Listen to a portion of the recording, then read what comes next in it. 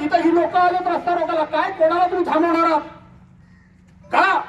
परवाच्या दिवशी त्या देवखेरकीच्या रस्त्यामध्ये आपण नवीन रस्ता केला, पहिल्या पावसामध्ये थोडा चिखल झाला, ही भाजपाची ही साली फिरणारी उडगी ढोरं त्या दिवशी रस्त्यावरून रस्ता रोको करायला लागले. आज का नाही करत रस्ता रोको? का करत का नाही? 2014 ते 2019 यांचे नेते देवेंद्र फडणवीस हे राज्याचे मुख्यमंत्री होते. या मंदबुद्धीच्या माणसांनी 1 रुपया तरी आणला काय विकासाला या भागामध्ये?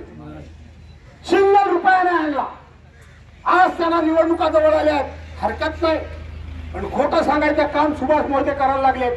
आपण लोकांना जाऊन तिथं 4-4 वेळा सांगितलं, तुम्हालाही मी सांगितलं की जा त्यांच्या घरी, त्यांचं सरकार आहे, तुमचं जर जनतेचं काम जर ते करत असतील तर तुम्ही त्यांना मत द्या, मला देऊ नका म्हणून मी स्वतःहून सांगितलं.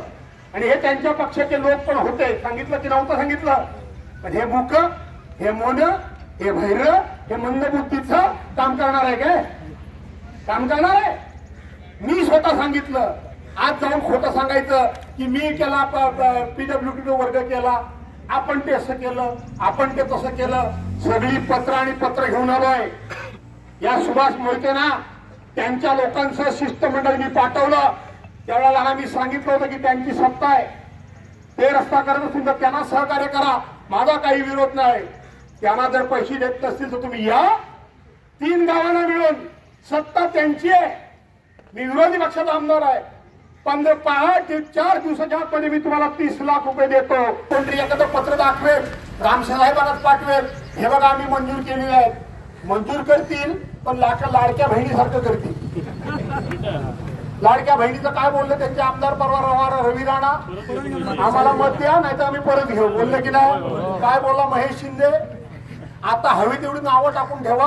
आता सध्या त्यांनी डिसेंबरला परत तसे चोर आहेत, त्यांच्यावर विश्वास ठेवाल काय? अरे नालायकातले नालायक आहेत. एका घरातली त्या ह्याच्यामधली हेदवीतली 10 माणसं मेली, सरकारच्या चुकीमुळे मेली, त्या रस्ते अपघातामध्ये मेली. 10 माणसं एका घरातली, एका चुकीवर 7-7 प्रेत होती. 4-4 वेळा 10-10 वेळा नालायकांच्याकडे गेलो. मुख्यमंत्री हा टरबूजा उपमुख्यमंत्री आणि तो काय तो काय ना ते विधानसभेचा अध्यक्ष, त्याला काय म्हणतात? नाही रे, त्याला काय अध्यक्षाला काय म्हणतात? काय रे चोरच तो, त्याला काहीतरी नवीन शब्द आहे. तिघांना एकत्र केलं आणि त्यांना सांगितलं, अरे तुमचे माझे राजकीय काय वाद असू द्या, पण एका गावातली एका घरातली 10 माणसं मेले. त्या घरामध्ये आता औषधाला माणूस राहिला नाही. एक म्हातारी राहिली आहे. बाकीच्यांना मदत करतात तशी त्यांना मदत करा. किती नीच आहेत, किती निष्ठुर आहेत. मी हे शब्द कधी वापरत नाही, पण आज मुद्दाम वापरतो. मदत करा. राजकीय भांडणं करता पाहिजे. त्या समृद्धी महामार्गावर जेवढी माणसं मेली त्यांना प्रत्येकी 5 लाख रुपये दिले. त्या पुण्यामध्ये मुंबईतले बेंजू वाजवणारे लोक गेले आणि बेंजू वाजवल्यानंतर त्या ठिकाणी येताना त्यांचा अपघात झाला, त्यांना पैसे दिले. पण एका घरातली एका गावातली 10 माणसं मेली, एकही रुपया दिला नाही. पालकमंत्र्यांपासून प्रत्येकाला भेटलो, एकानेही एकही रुपया दिला नाही. अशा ह्या नालायक माणसांना सत्तेवर राहण्याचा अधिकार नाही. आणि त्यांच्या पाठीला त्यांचे जे मिरवणारे चमचे आहेत त्यांना सुद्धा जवळ उभे करू नका, जवळ उभे करू नका. आणि म्हणून चिंता करू नका, रस्ता तर चांगला ठेवूच आपण. अधिकाऱ्यांना मी सांगतोय, एका नालायक माणसाला कॉन्ट्रॅक्ट तुम्ही दिलाय, तो सिद्धिविनायकवाला तुम्हाला भेटला होता काय कधी? त्या अर्थात नव्हे, ओ काम करायला भेटला होता काय? पटेलांना भेटतो वाटतं गपचूप. हा, त्यांनी नाही काम केलं तर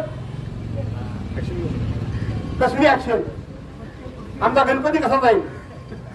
तुमचा गणपती करू मी, लक्षात ठेवा. हा, हे पहिलंच सांगून टाकतोय. आणि म्हणून DYSP साहेब तुम्ही पण या, तुम्ही पण अधिकारी या, जरा चर्चा करू. सुभाषराव यांच्या शब्दावर विश्वास तसा ठेवू नका. खात्री झाली तर माघार घेऊ, नाही तर तिच्या आईला रस्ता रोके करून टाकू. जय हिंद, जय महाराष्ट्र. ABP माझा, उघडा डोळे बघा नीट.